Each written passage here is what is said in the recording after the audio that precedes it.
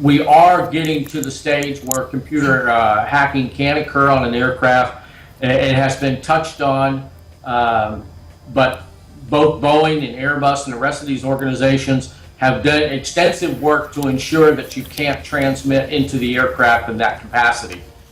That was Danny Wright, an aviation expert, on yesterday's America's Forum, dismissing the ability to hack into an aircraft in flight right now, but he did say we may be getting close to that ability. Scary thought. Over the last year, we've seen the number of airline incidents increase, and there is an overall concern, of course, about the safety of commercial flying. And in the wake of what we found out about the German Wings airliner and the deliberate crash, we got to talk about the possibility of being able to control planes from the ground via computer hacking. Also, there are other cyber-related topics we want to get to, so that's why we're calling on our good friend, attorney, Bentley University professor, computer expert Stephen J.J. Weisman, Skyping in from that academic scene in the Bay State of Massachusetts. You can read his blog at scamicide.com, and of course, also with us from Newsmax Washington, my good friend and former colleague,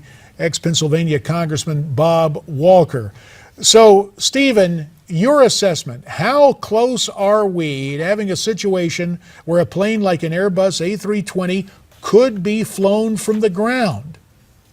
Frighteningly close. And as a matter of fact, the FAA already has issued warnings about air traffic controller computers being able to be hacked as we speak now. So the technology is certainly outstripping the security that has not been built in. And that's part of the problem, is that all of these internet securities and interconnected computers that we use were never built with security in mind. And so we're going back trying to fix a system that is fundamentally flawed.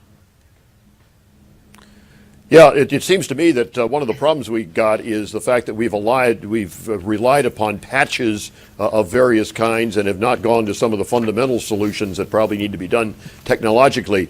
I chaired a commission a while back that recommended that we get to the point in air traffic control that we can go to autonomous flight.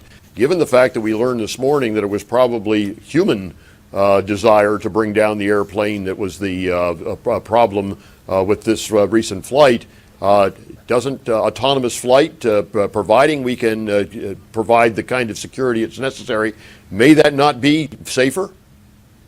You know, it very well may be safer. And, you know, that is something that if it is an autonomous flight, then you kind of keep the computer connection away from it. But, you know, there's also the issue of the suicide terrorist who may have within the flight the ability to hack from the air.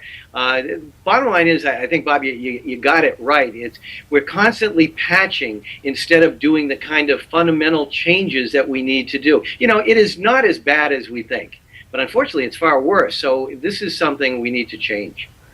That it is. What are some of those fundamental changes that you would suggest that we need to make? Or is it too late?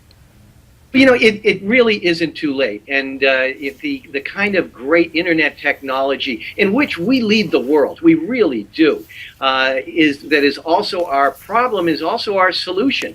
And so what we are finding is companies are working on ways to go back and start over in a way. And one of the things, you know, I was looking at is we had another issue with some more open code, like the Heartbleed virus. So much of what we're using for security was originally based on open code, so it's available, but the flaws are still being discovered. So I think it's going to take really a kind of reinvention of security on the internet, and we can do it, and we really can, and it's going to take backup and fail-safe systems, but the alternative is unthinkable, so we just have to do this. Let me move to another topic that it perhaps is more hands-on, literally. Last week on this program, our good friend from Hollywood, James Herson, was here.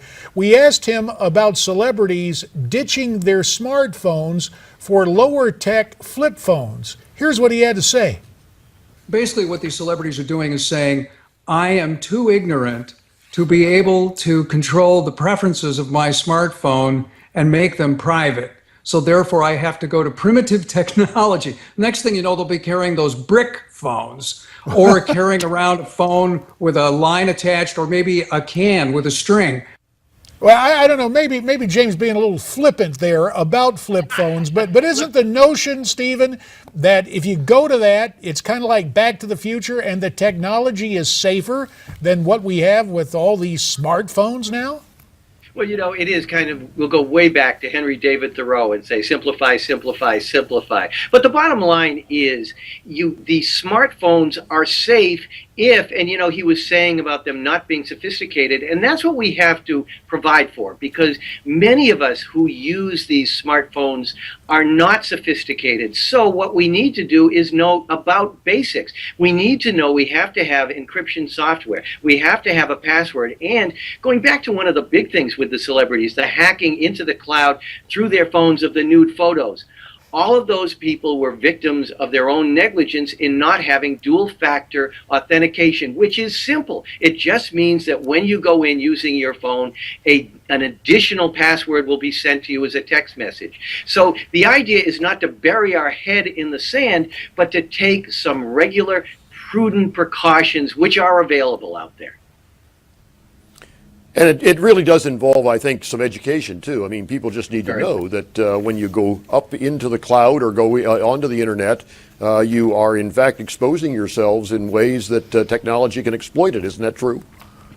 Yeah, I mean, that's totally it. Some people think the cloud is indeed a cloud. No, it isn't a cloud. It's a building somewhere, and you're sending computer information and data, and so you have to treat that as something you protect with security. But the good news is there really are security precautions you can take, and if we would do these, we would be not the low-hanging fruit that these hackers are able to get at. And so I'm very hopeful, with this. It's a bare plug, but in my book, Identity Theft Alert, I've got some pages exactly step by step by step what you need to do to protect your security, and we can all do these things better. And on that note, that shameless plug, it's a practical one we can use. Stephen J.J. Weisman, we thank you for your time. Gentlemen, we step aside. There's a scene, a very somber scene, Les Vernets, France, in the French Alps, as the remains now from the German wings Airbus crash. Remains are being brought now, and friends and family waiting in that scene in Les Vernets. Just one of the stories we continue to follow as now we take a look at news with a Newsmax Now update.